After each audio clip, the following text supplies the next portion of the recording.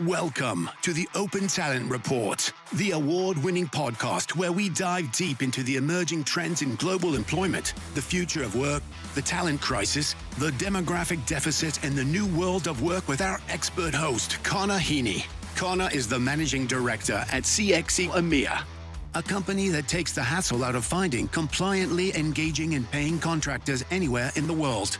In this podcast, Connor brings you captivating conversations with top CEOs, visionary founders, and industry experts. Together, they shed light on all things open talent and the evolving nature of work itself. So grab your headphones and join us on this exhilarating journey.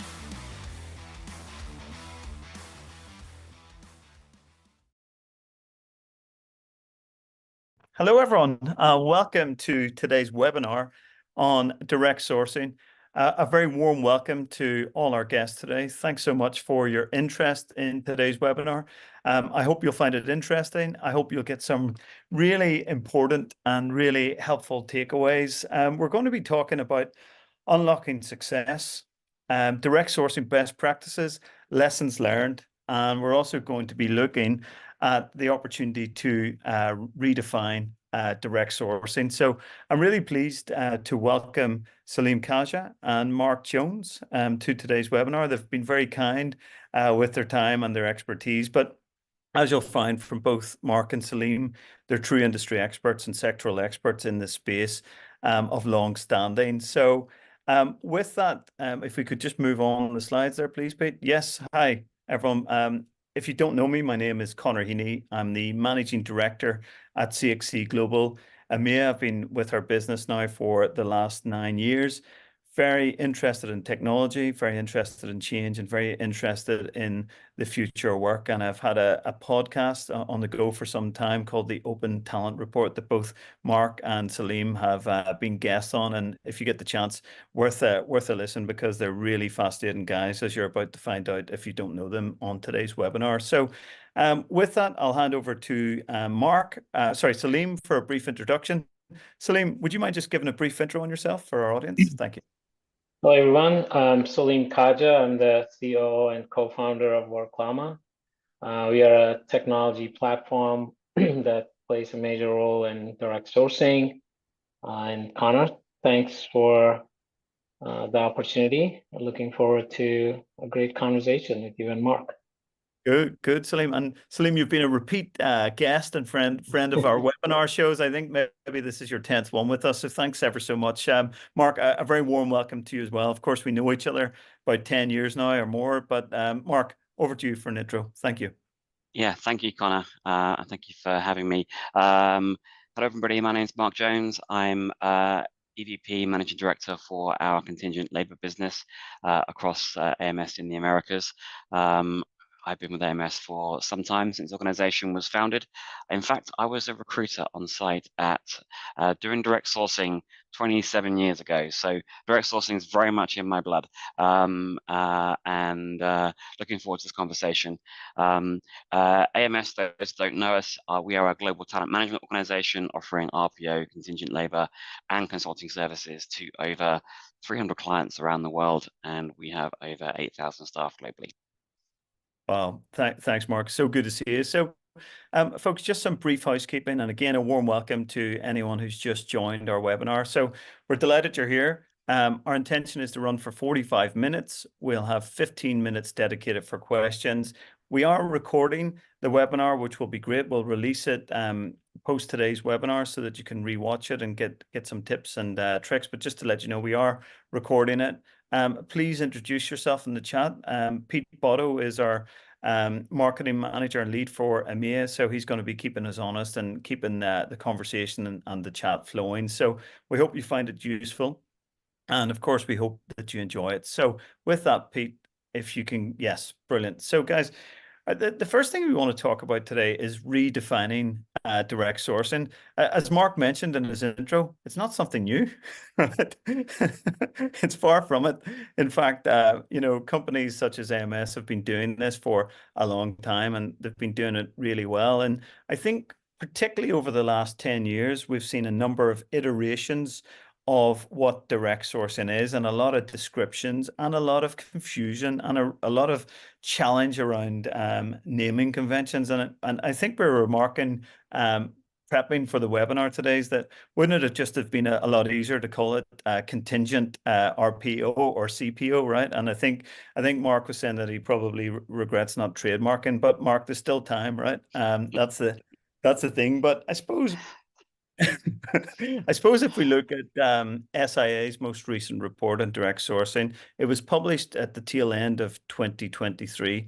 And according to Staffing Industry Analyst Research, the people that they sampled from large organizations, around 80% of large organizations either had a direct sourcing program in place or at least were contemplating it over the next 2-year period. So that's 2024 and 2025, of course. So I suppose my question, Mark and Saleem, and Mark, if you want to go first, is why do we need to redefine direct sourcing? Yeah, it's a great question because you're absolutely right. That intro was spot on. It's not necessarily new, although I do think it's slightly newer for the US market. I will say that. So I do think there's some geography aspects here. And despite my English accent, I've been in the US for this is my 13th year. So very familiar with the differences between the sort of the US and the EMEA. But I just think there's lots of different interpretations of direct sourcing and what it is. And I don't think that really helps the overall market sort of narrative, because it seems that anybody can do it. Anybody latches onto the word direct sourcing, and it's not necessarily truly doing direct sourcing. I think sort of defining it and making organizations and owners in contingent labours really be clear as to what it is one of the biggest challenges we face across the ecosystem. Everybody gets what MSP is, and everybody gets, whether it's an internally run program or an externally run program, everyone gets MSP. But the word direct sourcing, it does mean different people, does mean different things to different people. My definition of direct sourcing is a talent sourcing model where an organization leverages their brand to attract contingent workers. Simply put, that's my definition. And that also means that organizations then own the talent as an additional channel in addition to and to augment traditional staffing suppliers. It never replaces, I think it augments. Just thinking about implementing a technology without sort of thinking about curation isn't direct sourcing in my view. And that's why I do think it's CPO is a really good definition for it, because in the RPO world, organizations don't hesitate to think about using their brand. It's done day in, day out. Contingent hasn't been that way, and there's some reasons why. Maybe we'll touch upon that in terms of co-employment and things like that. I do hear that from time to time, but that shouldn't be an area of concern. Yeah. I've also heard some organizations that say that direct sourcing is just managing a pre-ID'd or payroll workers, and they've been doing direct sourcing for some time. I think there's an element of direct sourcing around managing preferred candidates and pre-ID candidates, but I don't think it's a true definition of direct sourcing without that sort of curation layer. You need to think about the recruitment activity and how to attract workers as well, which is what a pre-ID solution lacks. I agree there's been a huge amount of maturity particularly in the last 18 months, in terms of certainly in the US market, and some degree within Europe. Definitely seeing it in some of our European clients more. I've also heard of people discussing direct sourcing 2.0, which really boggles my mind, because I would argue that we haven't even done 1.0 yet, let alone 2.0 or 5.0. Someone the other day, really, for me, I think we really need to have the right adoption first, and there's still a lot of confusion in the market. So I think there's room for redefinition. Going back to your original point, I feel that that's still really important. Sector-wise, it's really interesting. I've been doing a lot of analysis on which sectors tend to sort of adopt direct sourcing, and by far the largest sector actually is healthcare, pharma, life science, I think is the largest sector based on the research that I've done and the number of live solutions that are out there. And I'm talking about fully branded solutions where organizations are leveraging their brand. Professional services is another sector, financial services, and then engineering, which is kind of wide sector in terms of what that covers. Within that, there's different types of roles. So I think, IT covers all of those areas. And we'll come on to skills in a bit in a minute, because I think that's quite an important part of direct sourcing. So I think that's sort of a little bit of my thoughts around the sector side of things. Brand definition is really important in my definition. And we find that really makes a program successfully. And I like a stat that I think Talent Now was speaking about, that 84% of contingent workers say that reputation matters. And I would certainly agree with that the reputation of the brand and the organization matters just the same for contingent gig workers, non-permanent workers, external workforce. These are all definitions that exist in our ecosystem that matters very much to those types of workers as to full-time employees. So yeah, hopefully that gives you a little bit of a flavor in terms of why I think we do need to redefine it and what my definition is. Yeah, it does, Mark. And I think you've raised some amazing points that I'm going to come back to in a second, actually. But Saleem, I want to hear your thoughts. What's your take on this, my friend? Yeah, so agree with Mark on it is about sourcing contingent labor, leveraging the power of the brand, right? I think we have come to a point where we have proven success across different segments, right? Be it airlines or be it pharma or be it hospitality, right? So we've seen what works across different segments, and we feel like we have come to a point where we can put a stake in the ground and say, this is what it should be. Mark talked about what it shouldn't, what it isn't or shouldn't be, right? Not the pre-ID'd candidates, nor the candidate sourced from marketplaces, etc. Right? So based on everything we have seen and the success we have been able to achieve, we look at direct sourcing as having 5 key components, right? You have talent marketing, which is leveraging the power of your brand, which is one of the topics that Mark talked about, right? So talent marketing is one of the key pillars. Curation is another key pillar. And as we go through the slides, we'll talk about why curation is not recruiting and what curation is, right? And then you have your traditional recruiting function. Obviously, there's a tech solution, and you have a EOR and a AOR, right? If your solution doesn't have all these 5 pieces, and you don't have tech and a partner that can bring all of these pieces together in a holistic nature, then you're truly not doing direct sourcing. You're just, taking what, the sellers are saying it is. Most often they do based on what they can. So basically want to eliminate that confusion and say that, hey, put a stake in the ground.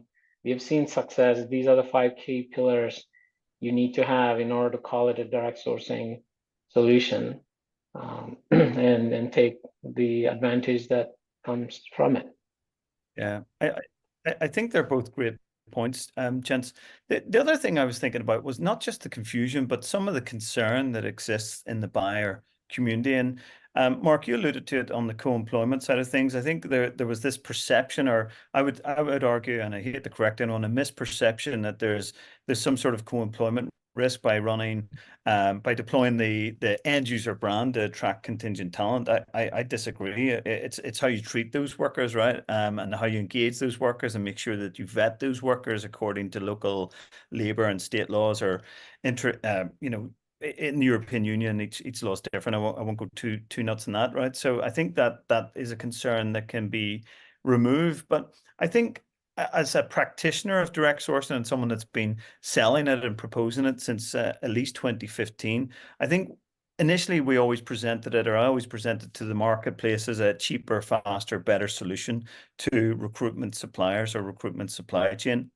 Mark, you made a really good point there that it's not about replacing those recruitment supply chain.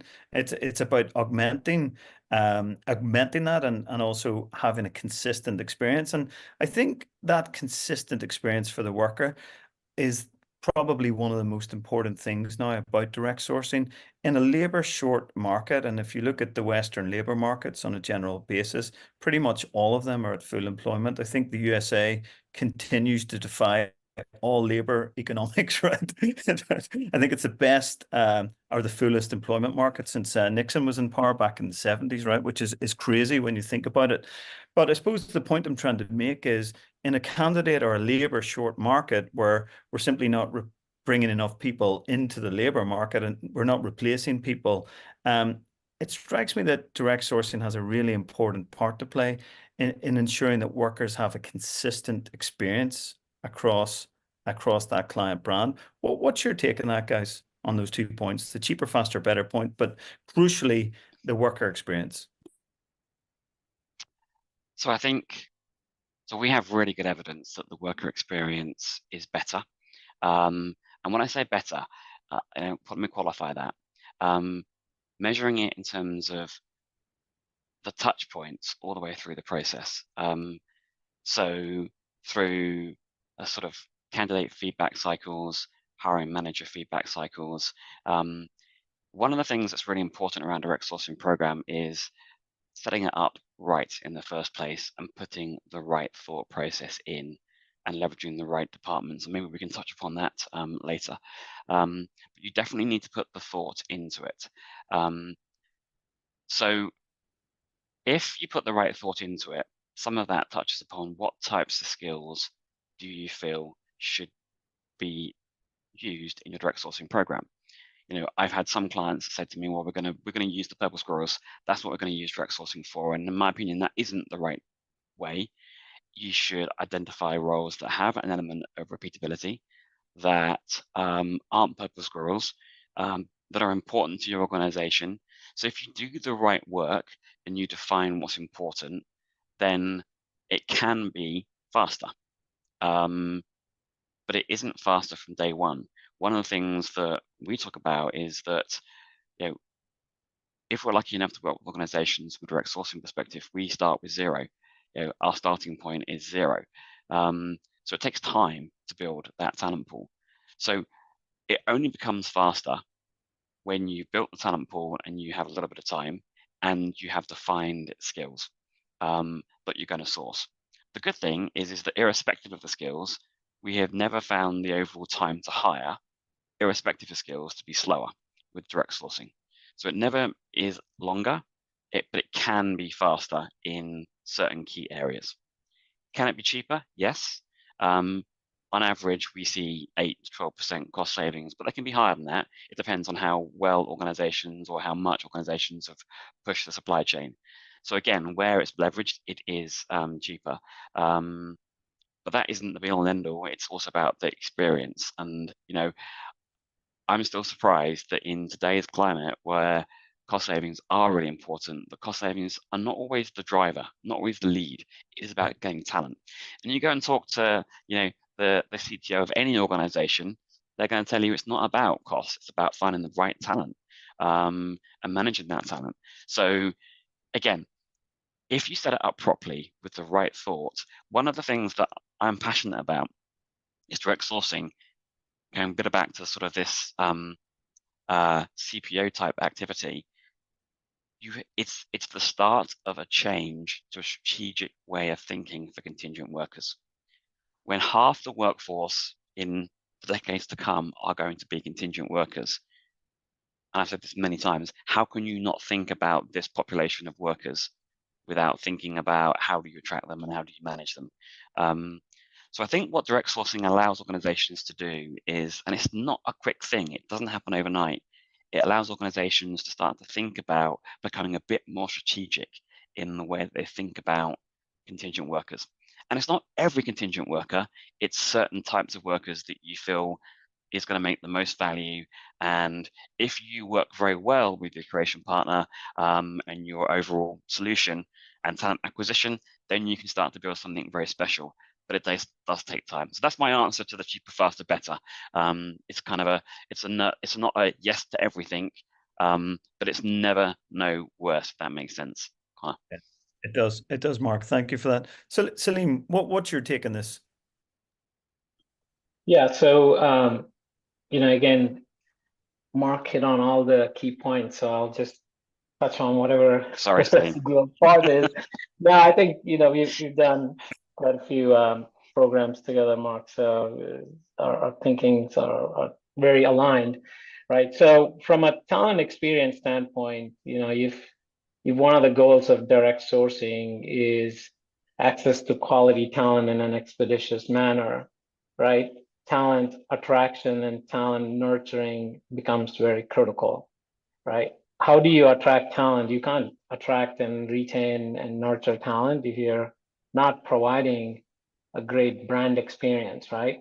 And if direct sourcing is contingent RPO, then how you reflect and represent your brand persona, right, becomes very critical. And just like the way you treat your customers, right, at every touch point in their journey with your brand, you need to apply the same principles to talent, right? So basically, one of the things that we talk about is treat talent like customers, right? The moment you buy into that concept, then talent experience at every aspect of talent journey needs to be consistent and needs to be great. And in order to do that, right, you need to take a holistic end-to-end approach. You can't have fragmented pieces working together, right? Your talent marketing, your curation, and your recruiting functions all need to provide that consistent, great brand experience.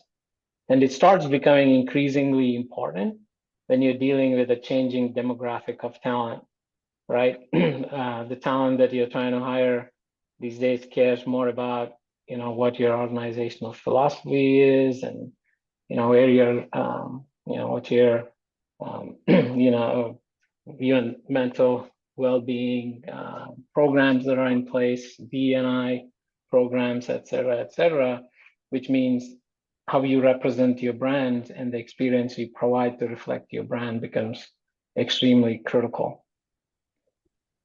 Yeah, I agree with you both, and I think this will set us up nicely for the next piece.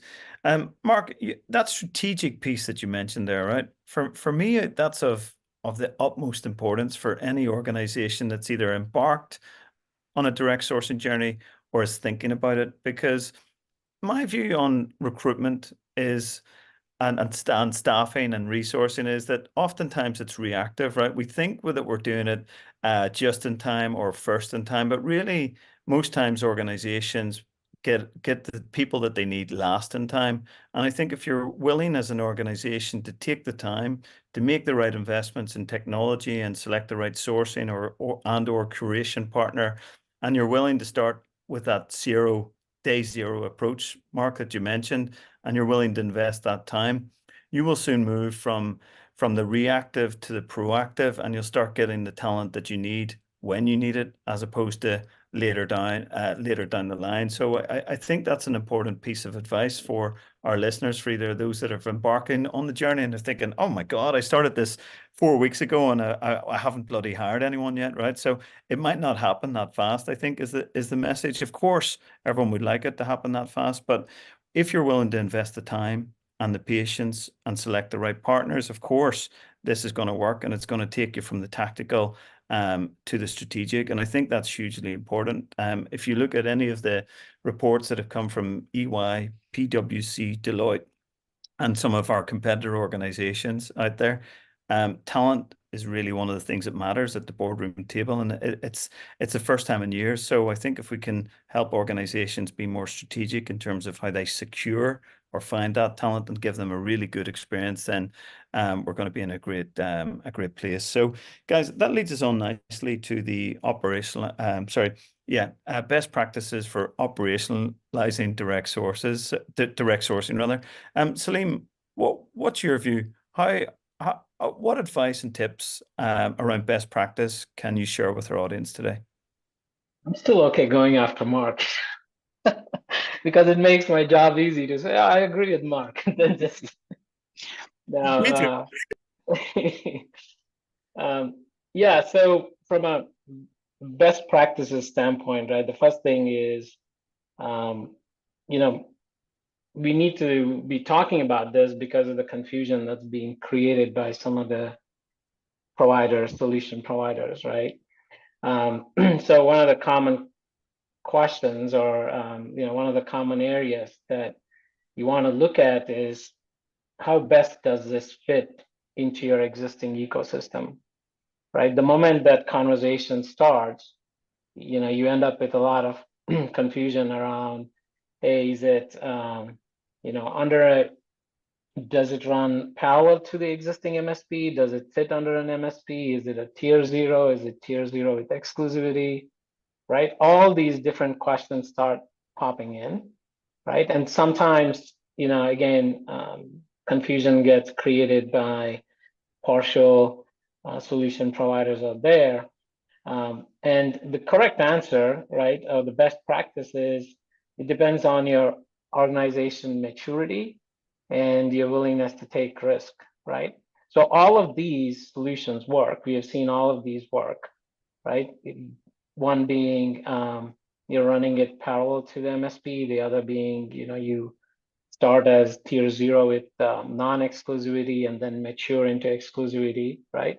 So one could be a journey, right? You start, with the entry point with lowest friction, and then you grow into the other, you evolve into maybe bringing a lot of the different pieces in-house, right?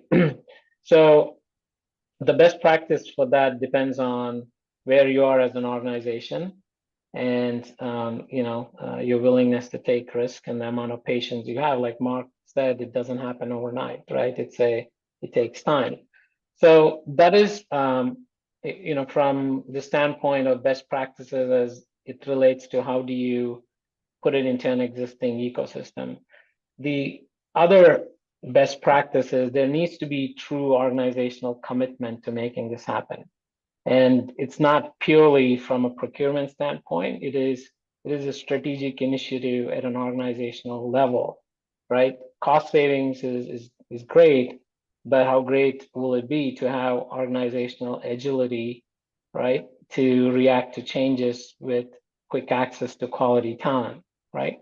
So therefore, there is, there needs to be commitment at a leadership level. There needs to be collaboration across various organizations, right? If you look at the 5 key pillars, we talk about talent marketing, then you need collaboration with your marketing teams. Then you need collaboration with your HR talent acquisition team, right? Because they'll help you leverage existing talents, silver medalists, et cetera, to curate and grow your talent communities, right? And obviously, since there's a technology component, you'll need your IT teams involved, and legal. Most often they tend to come to the table last, which we think they should come to the table first. So you get to, you eliminate a lot of the friction points and address the whole co-employment and other compliance type issues, right? And the final best practice that I would like to touch upon is creating a curation roadmap. It's not a, hey, I'm just gonna set up these talent pools and hope I build the talent within these different talent pools. It is about taking some of your historical data, comparing it with your forecasted demand and market conditions to come up with a roadmap that says, hey, here's the type of talent that I anticipate having a need for in these markets. And here's my curation strategy to leverage my brand to build these different talent pools and talent community. So those are kind of the 3 big blocks from best practices standpoint that I want to share. Thanks, Saleem. And Mark, I know you've got your own views on this, of course, and a huge amount of experience of operationalizing direct sourcing programs. But Mark, if you look at that demand planning or demand forecasting or strategic workforce planning piece, how important is that to getting direct sourcing right and to get it off the ground from an operational delivery perspective? Yeah, I think it's important, but I also think we need to recognise that organisations don't do it very well, and that's just the reality of it. And even that's the same on RPO because there's an element of the business is reactive. So I think it's important, but it comes back to a little bit of what Saleem was just saying about risk. Everything can be managed if you plan for it in the right way and you have the right joined up approach. And that includes working with your talent acquisition teams to understand what your business is moving towards. Where I think things don't work well is you do it in silos, in isolation, without thinking about the wider business. One of those big buckets that Saleem just mentioned around curation roadmap, which I agree with, but that roadmap will vary based on the geography, the skill set, the locations, even within a state or a country. There are many different variables that make up the right solution. Whether you run it in parallel to MSP, whether you do tier 0, tier 1, these are all things, as I say, they all work, but the key thing is about having the plan and having the joined up approach. It doesn't matter the size of the program. I've heard the pilot word many, many times, yeah? So you can start a program with a pilot, but what that doesn't mean is that you can't think about these things. For me, a pilot means you're starting with smaller volumes. You should not think about how is it all joined up.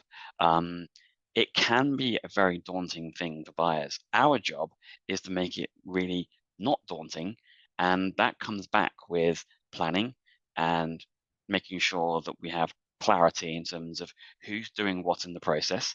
Everybody understands their role in the process, and it's clearly documented. And there is buy-in from the top that this is a strategic initiative for all the reasons that we've spoken about. If that's in place, you've got a key element of success right out of the gate. And my advice is take time, organizations to take time to plan it, to do it well, rather than the FOMO of fear of missing out that everyone's doing this. People are doing it, but people are not doing it consistently, and there are huge variations around what's working, what isn't working. For me, I think to answer the specific question around demand planning is really helpful, and I think direct sourcing can support demand planning. It can, and then it touches a little bit around, again, another word that we hear a lot about these days is skills-based hiring. So I'm a real firm believer in that organizations should hire the right skills, and then they should allocate the right engagement method, whether that be a gig worker, a statement of work, freelancer, or full-time employee, or temp to perm. We've got some great case studies of starting temp and then moving to perm. Many organizations look at that. The point is there's an element of planning and thought process here. Even if you never get the demand plan right, directionally you can get it right. Directionally you can build the talent pools. Those CTOs that just want talent, engage them, talk to them, find out what they want and what they need, and then build the plan around it. That's where we see the best success. And again, just some other areas to touch on in terms of, I think best practices, definitely change management. The change management, not only in the thought process, but once you're live with a program, it doesn't just stop. I think sometimes organizations think, right, we're live, that's it, we're done, we can wash our hands, we can sit back, and it will happen. It won't. You have to continually educate and make sure that it's being done in the right way, and being able to report the success. When organizations think about doing direct sourcing, there are reasons they're doing it, whether it be cost savings, whether it be skills, whether it be quality, whether it be diversity of candidates. All these different things were part of it. Your curation provider and your overall solution providers should then be coming back to you with how are we doing against these key things? Reporting back, are we making progress? Do we need to pivot? Do we need to change? I'm a firm believer in a solution will never stay the same. It should change. Month 6, month 12, month 18 should look different, because if it doesn't, then you've got a static solution that isn't going to change with the business. Just what's happened in the last 24 months, we've all been through. 36 months, if you didn't have a solution that could scale or change, you would be left by the wayside. So I think planning is my key message and thought process during the RFP process, during the implementation process, and then a continuation of that as well.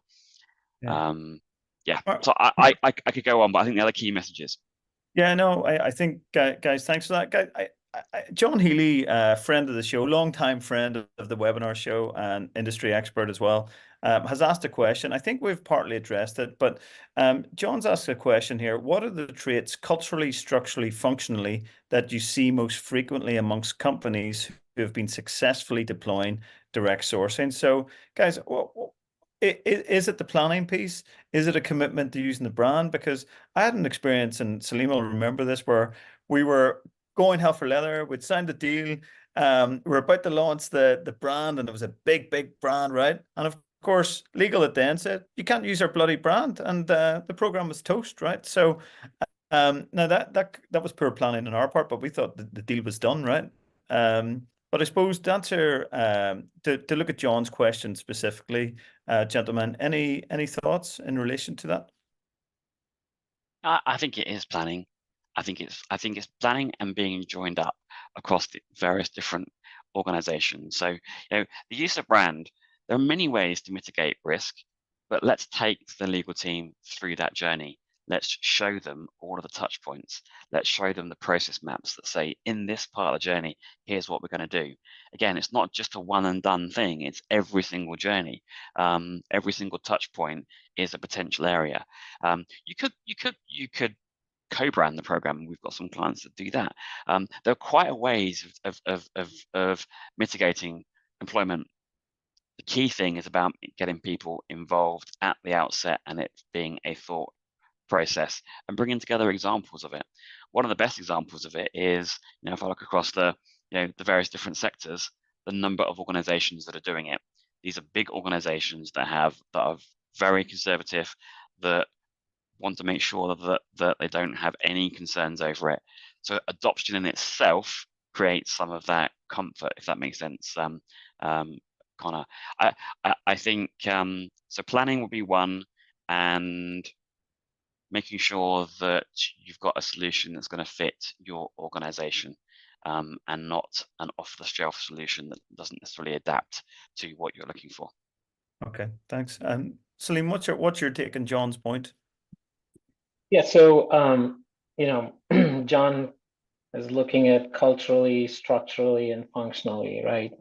Culturally, these are organizations that have a very collaborative type of a setting where they have achieved a certain level of maturity or an understanding between their HR, TA function and their procurement function, right? So definitely collaborative mindset, commitment from leadership in terms of focus on having a agile organization, right?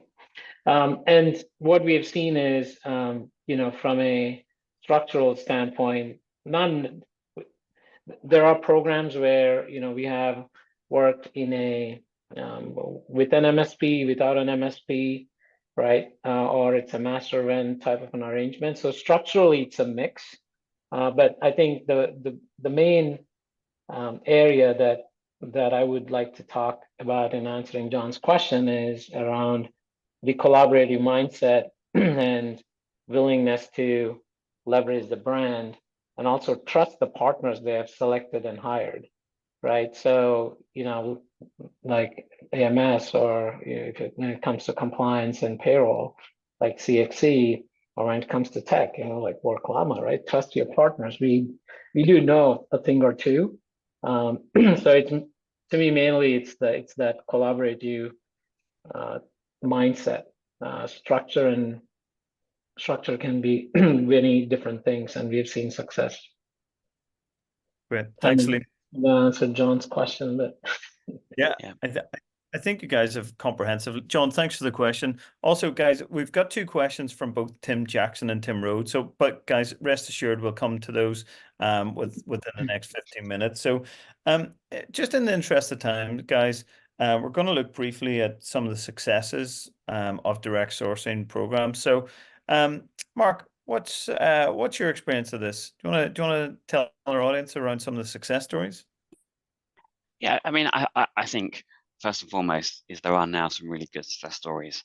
So that is in itself a success story, because that wasn't always the case. One of the things that for me validates this direct sourcing, particularly in the US market, is we now have multiple programs live, and many organizations do not just our own programs, where they're attracting tens of thousands of workers leveraging their brand who want to work for those organizations. And that for me is a testament of success, that there are candidates that are workers that want to work for those organizations and the brand means some things. I think that is a testament of success. It's definitely there. And I think in the early stages, there was conversations around, does the brand really make a difference? And I think it does. Absolutely. We've seen that.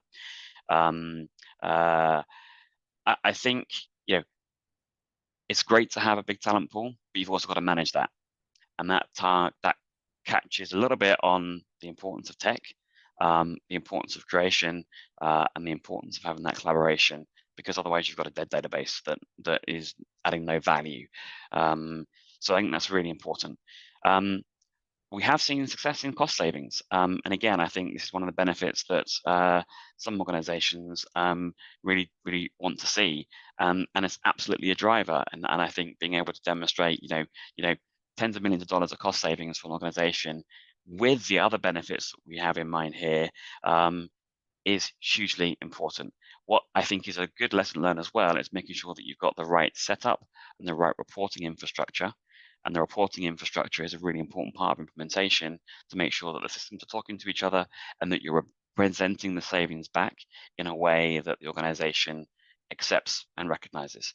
That there's I think these are genuine cost savings, which is great. We've touched upon it as well in terms of we've seen some really great success of working together with marketing, with TA, with legal, and again that's definitely the collaboration is really important. And having that collaboration across the ecosystem is really important. The candidate experience, touched upon earlier, and the hiring manager feedback. We get really good hiring manager feedback as well. So they're just a few of the areas of the successes that we're now starting to see. Thanks, Mark. Saleem, what's your take, my friend? Yeah, so we've seen success across various sectors. So I wouldn't say this is sector specific. We have seen success in hospitality, airline, pharma, and oil and gas, right? So we've seen success across various sectors, and few of the areas where we have seen success is, for example, we've seen, triple the volume of talent hired without adding any incremental headcount, right? So that, in my view, is a huge success. Right? We have seen that the quality of talent that's sourced through properly curated talent pools is 9 times more likely to be placed on assignment compared to talent that comes from other avenues, right? So we have seen data points that attest to, you can call those hypotheses, right? Quality, timely access to quality talent, which is that whole 9 times likely to be placed, cost reductions from tripling the volume of talent hired without adding incremental head costs, right? So these are all some of the success numbers we've seen. And Mark did talk earlier about the hard cost benefits, right? It could range anywhere from 12% or higher, depending on the ecosystem and the type of skills that you're trying to hire. So we've seen all of these success data points across these various sectors where we have implemented programs, especially with really large Fortune 100 type of companies. I think one of the things that's really I think happening now is you're getting quantitative data points. Saleem, to your point, whereas I think a couple of years ago it was qualitative, it was hypotheses. But now we're seeing that come through, which I think is a testament to the entire industry And the more we can get on these data points, then the better it will be for everybody, I think. Yeah, I agree. Those data points, guys, are compelling to say the least. Thank you for that, guys. I think we've covered lessons learned throughout the course of the webinar, but is there one or two takeaways that you would be able to provide our audience, Saleem, in terms of lessons learned from operationalizing, designing, and deploying and supporting a direct sourcing program? And of course, Mark, same question to you. Yeah. So, we talked about best practices based on the painful lessons we have learned. So, be it collaboration involving the right stakeholders at the right time, which is actually upfront, not, the tail end, right? And definitely we've seen huge success where the brand is leveraged and, the partners that the organizations have brought in are trusted to deliver the type of solution that needs to be delivered, right? And also, it's not a like Mark was talking about, right? Deploy it and forget it. The example I use is you can't buy a treadmill, put it in your basement, and expect to lose weight. You need to get on it and use it, right? And use it properly, right? So you put together a solution. You need to make sure you're harnessing every ounce of value it provides. And what that means is, continuous monitoring and fine tuning, refining, and evolving, right? So that's kind of to quickly summarize. I did buy a treadmill and thought that would make me lose weight, Saleem. Clearly I failed there. I would say take your time, don't rush it. It's an important decision for your organization. Make sure that you have thought it through all the way through. You've got the collaboration.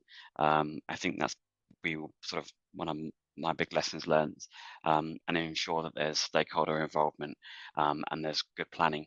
If you have that in place, you will be successful in the program, and you can adapt to that over time. But don't underestimate the change management. It needs to be there. Yeah, I agree. I think that is the crucial takeaway, that change management piece, Mark. And folks, for those that are listening on the show, we'll link building a business case for direct sourcing as well. That covers a lot of those points around stakeholder management, stakeholder matrix, planning, change management. So that will be of use to you, we hope. So looking towards the future, Saleem in particular, I'm keen as the technologist on the call. How does AI fit into direct sourcing? It's very easy. Go to ChatGPT and say launch a direct sourcing program and make it work, and it's gonna happen. No, just kidding. So generative AI plays a role in direct sourcing, right? But if the 5 key pillars are essential to making it success, then there is beyond just content generation, right? So there is a lot of AI that comes into play when you talk about talent marketing, right? And treating talent like customers. So what are some of the behavioral data points that you can take from candidates engaging with your brand across your brand's touch points that you're using to source talent, right? So the type of AI that goes in there is a lot different than just purely generative AI. Definitely you leverage an AI to create the content that you may want to use in those different talent sourcing channels, right? So there is AI that fits into the whole talent marketing component where you do all the behavioral analysis and things like that. Then there is AI that fits into the curation aspect, right? How do you automate, forecast your demand, take into account, your current talent inventory as well as, market dynamics, and then come up with a curation roadmap. There is an AI component that goes into that aspect of a solution as well, right? And then moving on to the recruiting aspect, how do you make your recruiters efficient, leveraging the power of AI, right? It's not just, match and recommend talent based on skills or skills proximity or deduce skills based on title. In my view, those have been commodity products that, great brands have been doing, great products have been doing for a long time.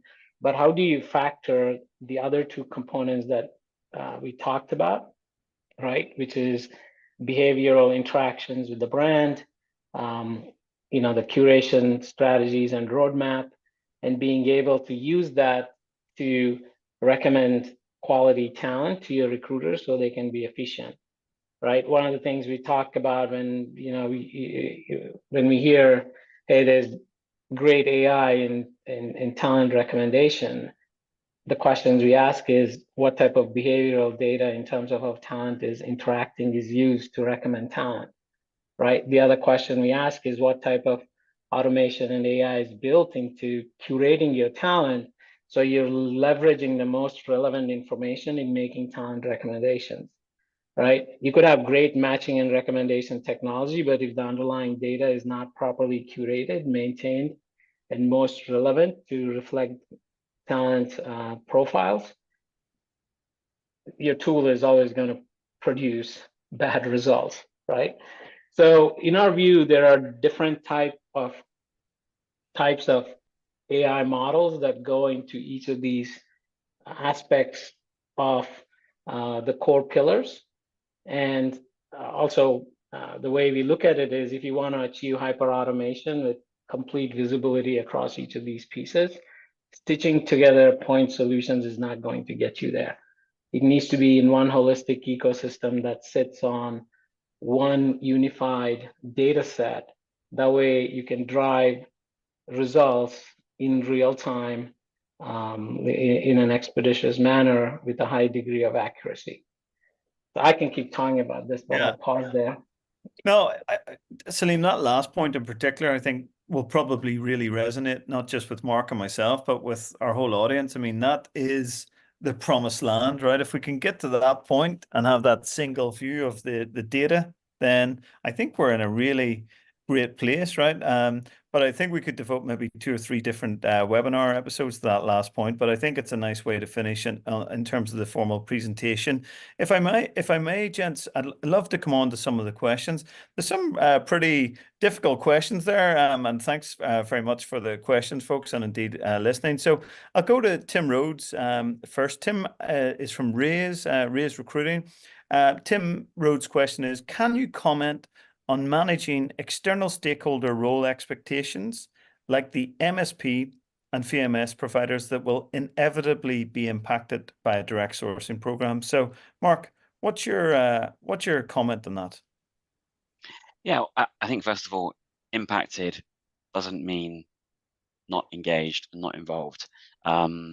So I think I don't look at it as a negative. I look at it as actually making sure that everyone has clarity in terms of roles and expectation, and really good case studies of working well with lots of MSPs. MSPs perform a really important part of the role. Obviously, the VMS was going to be there. The VMS is a single source of truth, and direct sourcing doesn't touch the VMS.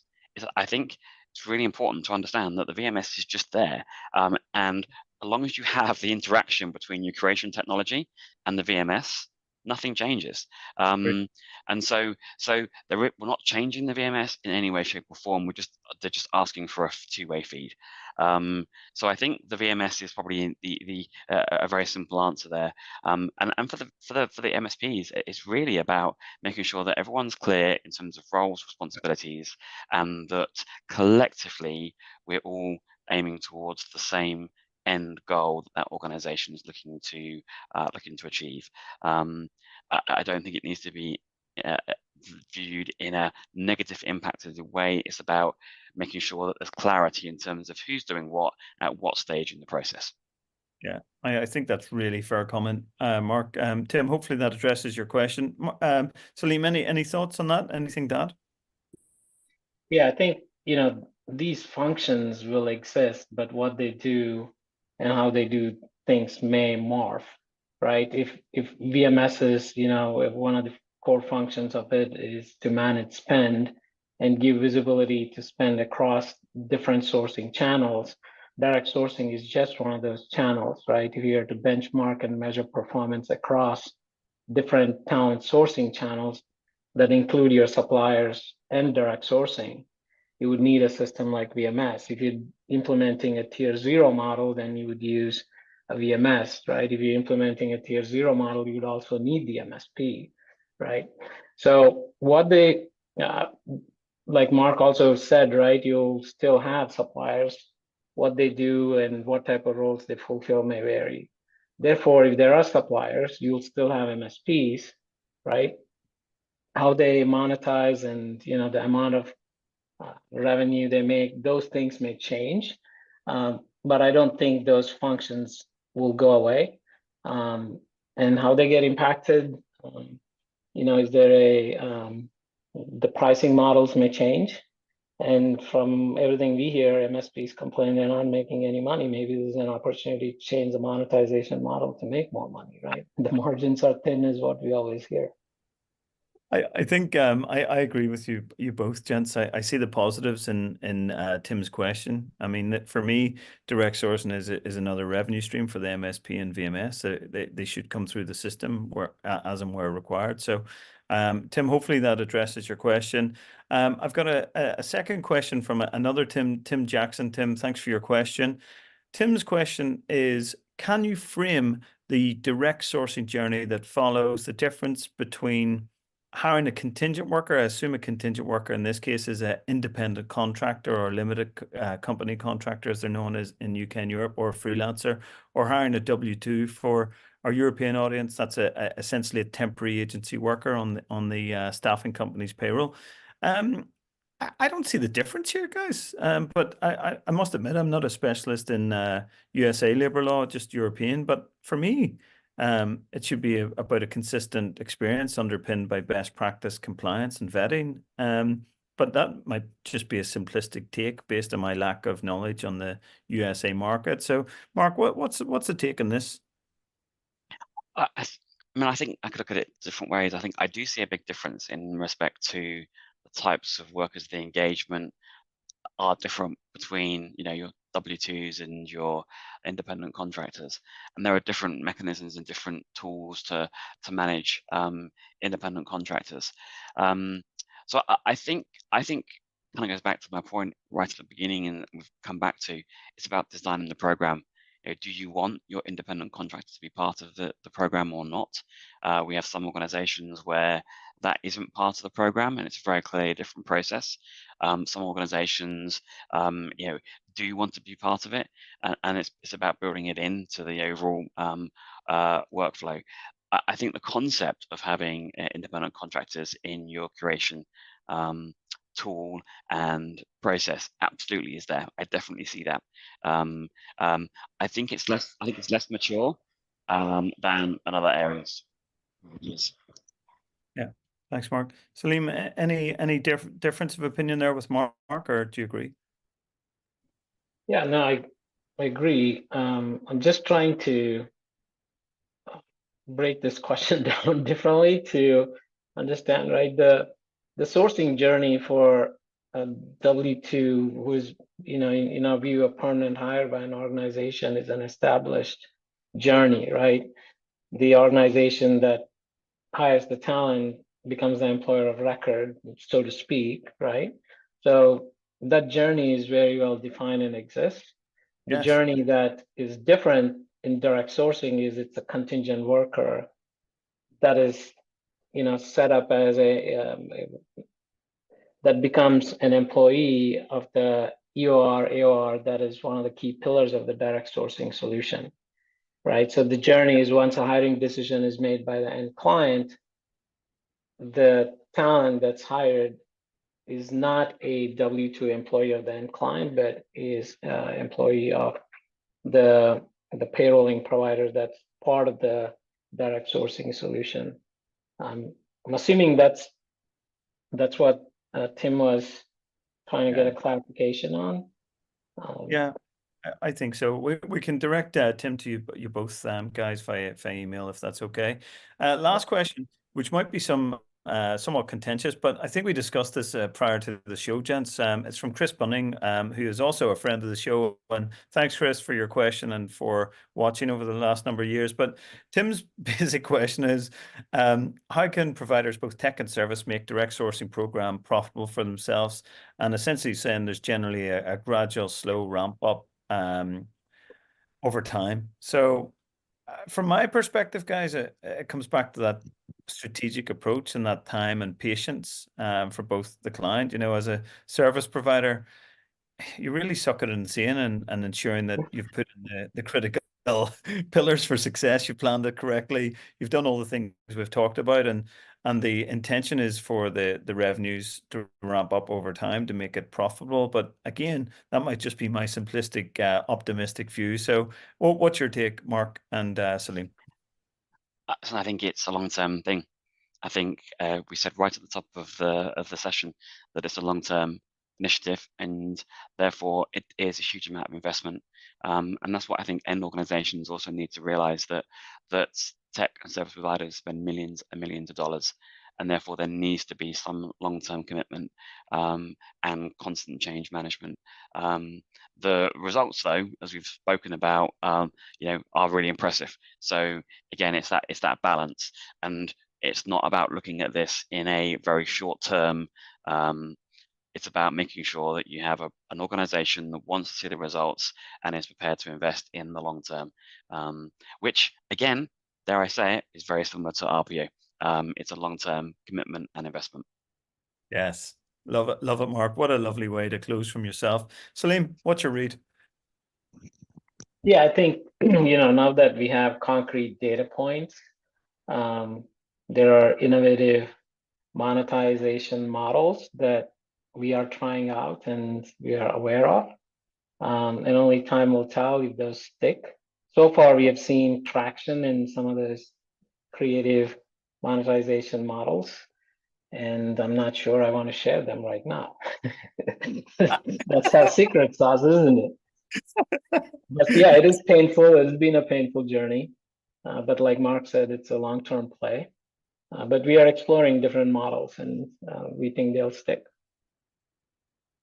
Wonderful, Saleem and Mark. And with that, guys, we're just on the top of the hour. So thank you very much, everyone, for tuning in to our webinar. We really appreciate you listening. We really appreciate your support. And if you have any questions, please direct them to our marketing team, and we'll route them to Mark and Saleem, or whoever you want to engage with. Mark, thank you very much indeed for your time. It's so lovely to see you. And thanks for all your support over the years. Saleem, it's so lovely to see you. Always enjoy this, your 11th webinar, I think, from memory. Thanks for your constant support on webinars and the show over the years as well. And gents, wish you every success in terms of the direct sourcing market. And thanks so much for taking the time to share and showcase your expertise. All the best. Thank you. Thank you. Take care. Bye.